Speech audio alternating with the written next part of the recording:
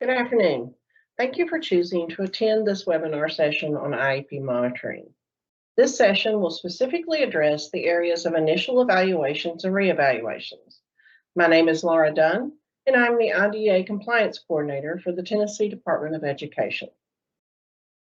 The department's Best for All strategic plan is comprised of three main pillars: academics, student readiness, and educators, upon which we structure our work. The Division of Federal Programs and Oversight oversees supporting work through results-based monitoring and IEP monitoring that helps set all Tennessee students on a path to success. This session will involve consent and assessment processes for both initial evaluations and reevaluations. We will also review the eligibility process once either type of evaluation is complete. Initial evaluation. IDEA states each LEA must conduct a full and individual initial evaluation in accordance with the procedures listed in 300.304 through 300.306 before the initial provision of special education and related services to a child with a disability.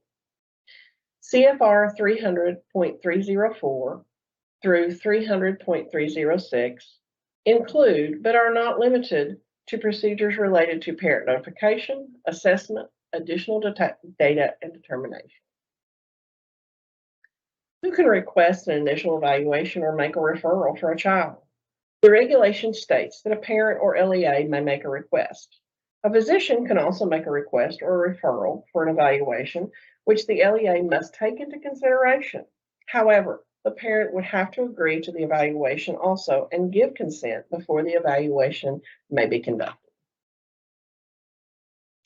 Independent of who made the request or referral for an evaluation, the parent must consent before the evaluation can begin. A signed initial consent must be obtained in the following circumstances: a child who has never received special education services, a child who previously had a non-eligibility determination, or after a parental revocation of special education services. Initial consent would not be obtained if the student already has an active eligibility, either in-state or out-of-state, a student who has current eligibility and moves and is provided with no special ed services and returns, a student who is thought to have a secondary disability. In all of these cases, any additional assessment or evaluation will be conducted through the reevaluation process, which we will cover later. In a previous slide, I referenced CFR 300.304 through 300.306 in relation to the procedural requirements of an initial evaluation. An initial evaluation must be conducted and an eligibility decision made within 60 days of the LEA receiving signed parental consent. The initial evaluation must include a variety of assessment tools and strategies to gather relevant, functional, developmental, and academic information, including information from the parent. Other requirements of the initial evaluation include: the evaluation may not use any single measure or assessment as the sole criteria for determining eligibility and/or appropriate educational programming. The evaluation must use technically sound assessment instruments to determine the relative contribution of cognitive and behavioral factors, in addition to physical or developmental factors. Evaluations must be provided and administered in the child's native language or other mode of communication, which will most likely yield accurate information on what the child knows and can do academically, developmentally, and functionally, unless it is clearly not feasible to do so or administer. The LEA must also ensure that the evaluations are used for the purposes for which the assessments or measures are valid and reliable, are administered by trained and knowledgeable personnel, and the child is assessed in all areas related to the suspected disability. This may include, if appropriate, health, vision, hearing, social emotional status, general intelligence, academic performance, communication, and motor abilities. The initial consent must contain the written indication of permission for assessment, meaning the correct box must be checked, and the signature of the parent and guardian giving consent.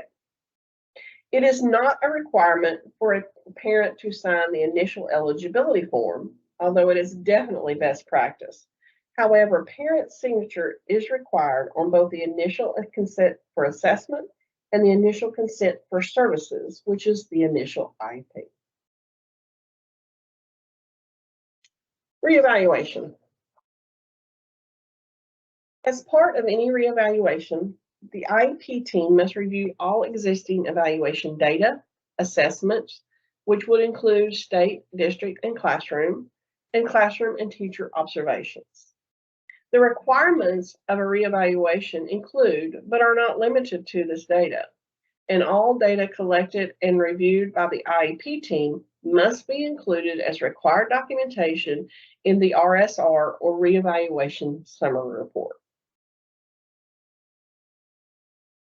Additionally, information and evaluations from parents, teachers, and service providers, if applicable, are required as part of the reevaluation process. Parent or guardian input forms are required for all reevaluations. Teacher observation forms are also required. Both a special education and general education teacher observation is not required, but is best practice and recommended. Observations by related service providers are required if related services are documented on the child's current IEP. Based on the review of the data included in the reevaluation summary report, the IEP team must first determine the following. Is additional data needed to determine any or all of the following? First, does the student continue to have an educational disability? Does the student have a continued need for special education and/or related services? Is additional evaluation needed to determine the student's present levels of academic achievement and related educational needs?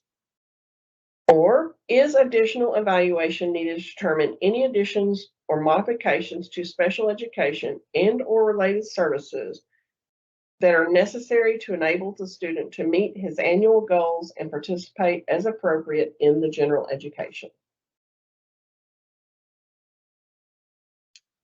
If the team responds yes to any of the previous questions or statements, the team must then determine, document, and sign the most appropriate determination. It would include one of the following. The student continues to be eligible for special education services with the currently identified disabilities, but additional assessment is needed for program planning purposes. The student continues to be eligible for special education services in their primary disability, but assessment is needed to determine possible secondary disability. A comprehensive evaluation is needed to determine if the student continues to have a disability and a need for special education services.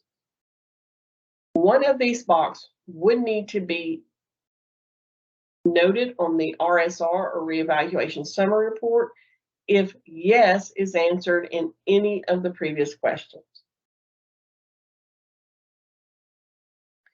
If a no response is given for all the previous additional assessment statements or questions, the team must document and sign the most appropriate of the following. First, the student continues to be eligible for special education services with currently identified disabilities. The student continues to be eligible for special education services in his or her primary disability. However, the IEP team has determined that the student no longer requires services and is no longer identified with his or her secondary disability. Or finally, the student is no longer eligible for special education services.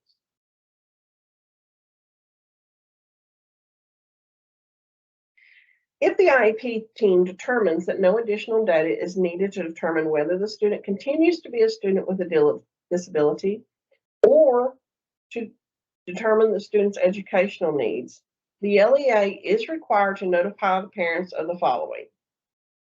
They're required to notify the parents of the IEP team determination and the reason for the determination, and the right of the parent to request an assessment to determine the continued presence of a disability or determination of educational needs.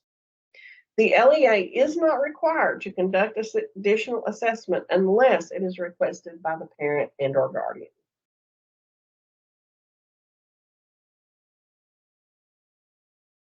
A reevaluation meeting and a comprehensive evaluation must be documented by the team on the RSR or reevaluation summary report before determining that the student is no longer a student with a disability. This evaluation is not required if the student services are terminated due to graduation with a general education diploma or exceeding the age of eligibility for FAPE, which is 22 in Tennessee. If a student's services are terminated due to graduation or reaching the age of eligibility, the LEA must provide the student with a summary of performance. This includes academic achievement, functional performance, and also recommendations on how to assist the student in meeting their post-secondary goals. Some reminders for reevaluation. All sections of the reevaluation summary report, or RSR, must be completed. The team decision and the parental consent pages must be signed and they must align. The disability category must be listed and all appropriate boxes marked.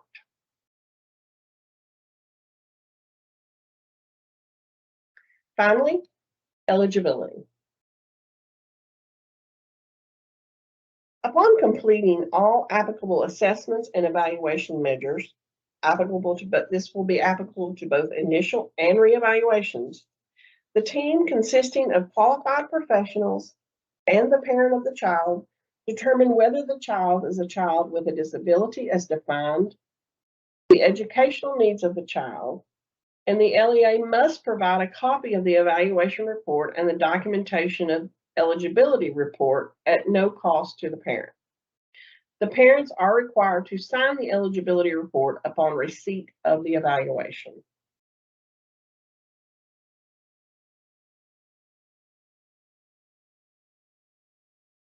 For the purpose of determining eligibility and educational need, the LEA must draw upon information from a variety of sources, including aptitude and achievement tests, parent input, teacher recommendation, as well as information about the child's physical condition, social or cultural background, and adaptive behavior. They must also ensure that the information obtained from all sources is documented and carefully considered.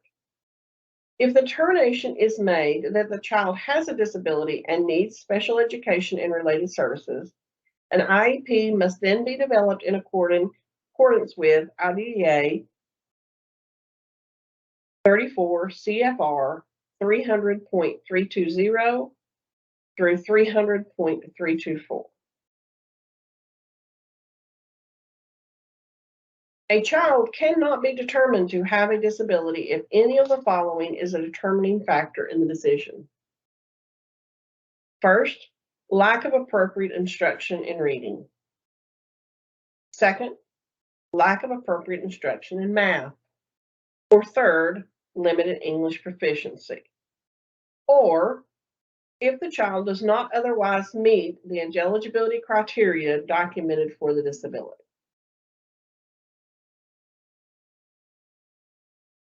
Eligibility form reminders. Any member of the team, including the parent, who contributes information used in the evaluation will sign the top portion of the eligibility form as a member of the assessment team.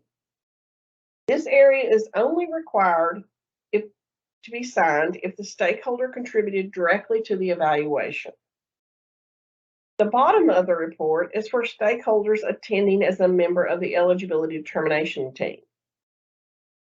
Required signatures will include the LEA representative, the special education teacher, the general education teacher, and the interpreter of evaluation results. Parents are not required to attend. However, it is best practice. If a parent is in attendance, they must sign as part of the team, also as part of the assessment team, if applicable, and they must sign that they have received a copy of the eligibility form and evaluation in the space located at the bottom of the eligibility form. Thank you so much for participating in our webinar series. If you need additional information or clarification, please feel free to join the FPO monitoring office hours on Monday and Friday. The time and the links are posted in the FPO update, and they will be sent out to LEAs also via email at a later time. Thank you again, and look forward to seeing you soon.